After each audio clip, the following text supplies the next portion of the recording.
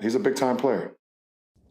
I'm gonna draw while I'm talking here, but we've talked about the singular plays and the luck. Mm-hmm. I want to talk about fouling up three, whether or not to foul up three, because we've seen this happen already multiple times, sometimes multiple times within a game, sometimes multiple times within a series. Yep. I don't know how every coach you've had has approached whether or not to foul up three at the end of a game on a defensive possession. But just kind of give me your overall thoughts on it. And I really do want to sort of break this down because I think it's going to come up again. It's going to come up again.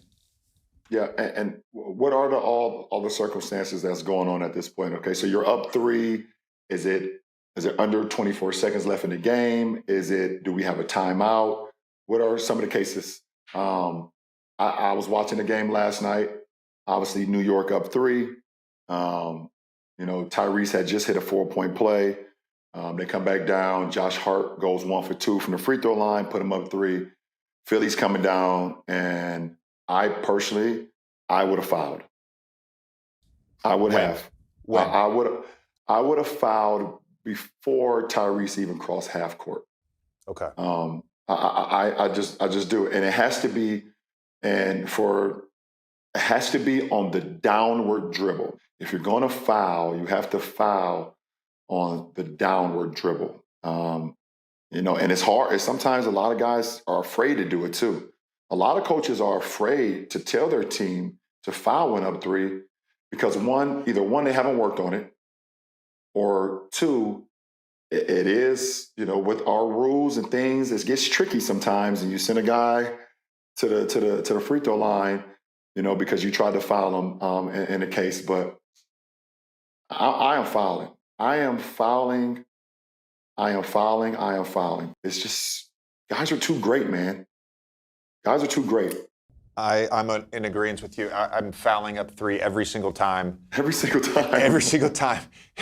Look, I think though, to your point, I about fouling Maxey on that particular play in the backcourt. I don't have it off the top of my head when he caught the ball.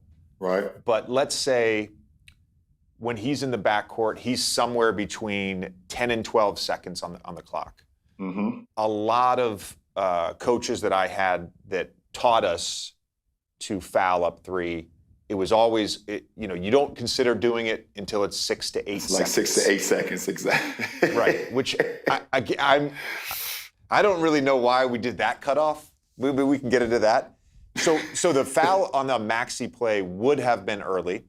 The other two factors that you always have to consider are do you have good free throw shooters? Do you have a good guy, like a guy you trust? You have multiple guys you can trust. Like when I played on the Clippers, man, like our end game offensive closing lineup was me, Jamal Crawford, and Chris Paul. There was one year we all shot 90%.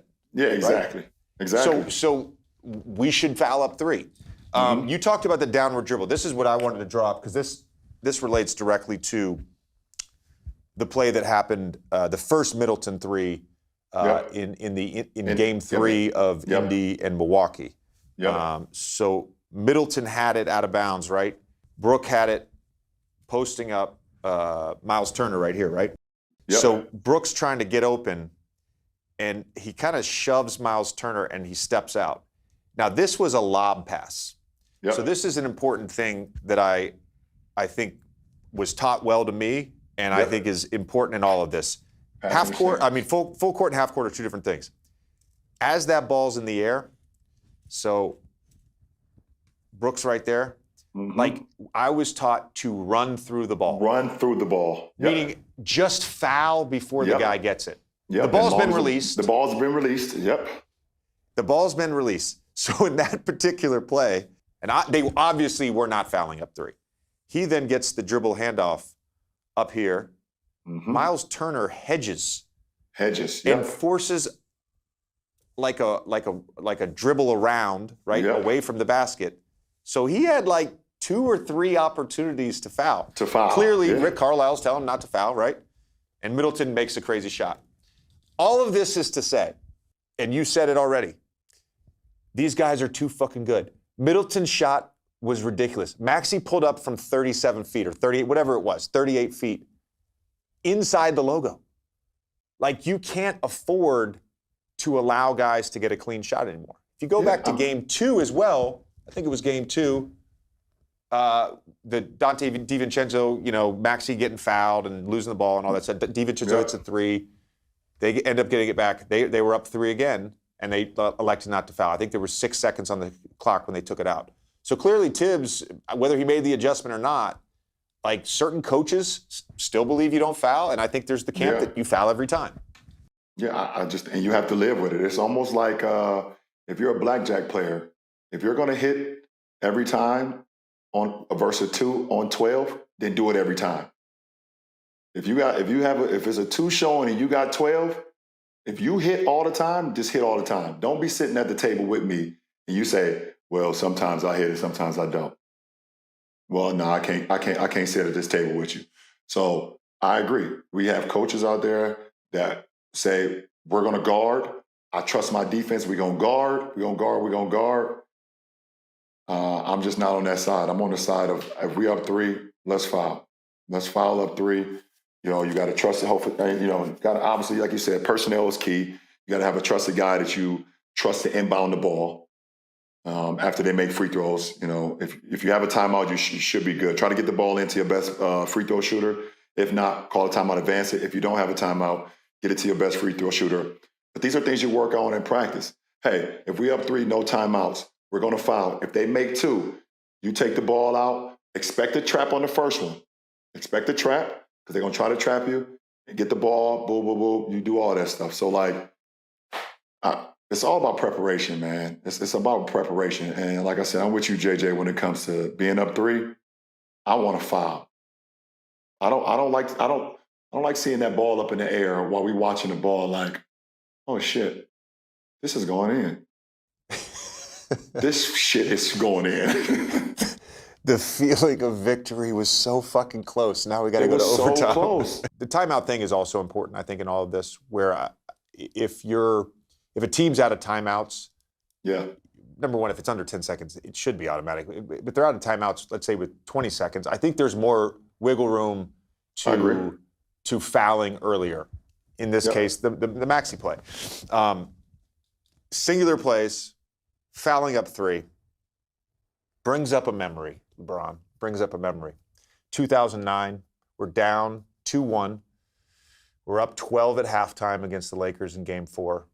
We play our ass off, have some turnover issues, have some free throw issues. We're still up 5 with under a minute to go and the ball to tie the series. Some things happen. We miss some free throws. Kobe makes a ridiculous pass to Powell, who cuts down the lane and dunks it. 87-84. We go back to the free throw line. Anyways, it ends up they get the ball back with about 10 seconds to go in front of their bench. For some reason, I don't know why we doubled Kobe. He swung it to Trevor Ariza, who threw it across the court to Derek Fisher. To Fish. And he just lined up a 3. He just lined it up. Lined up a 3. He just lined it up. Do you remember, I was trying to figure out today on Basketball Reference, and I couldn't find it.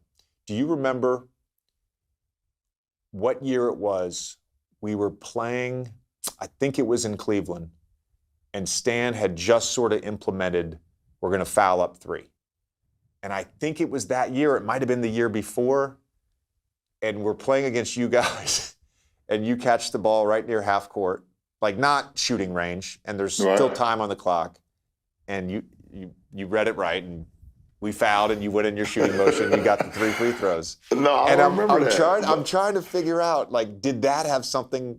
Because we didn't say, as far as I can remember, and clearly by Jameer's defensive approach, we didn't say we're going to foul. Right? Fuck, man. I'm not saying we would have won the series, by the way. I'm not saying that. But listen, 2-2 is a hell of a lot better than 3-1. Listen, I know.